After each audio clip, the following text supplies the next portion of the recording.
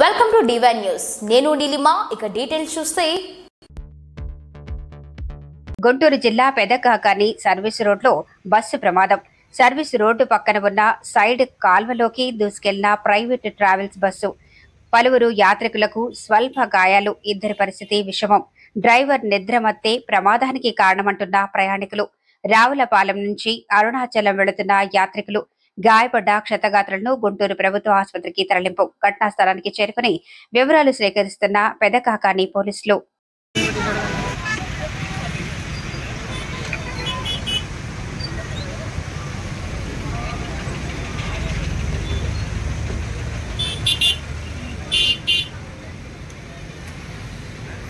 Latest update కోసం ఇప్పుడే మా ఛానల్ ని లైక్ చేయండి, షేర్ చేయండి, సబ్స్క్రైబ్ చేసి గంట సింబల్ ని క్లిక్ చేయండి.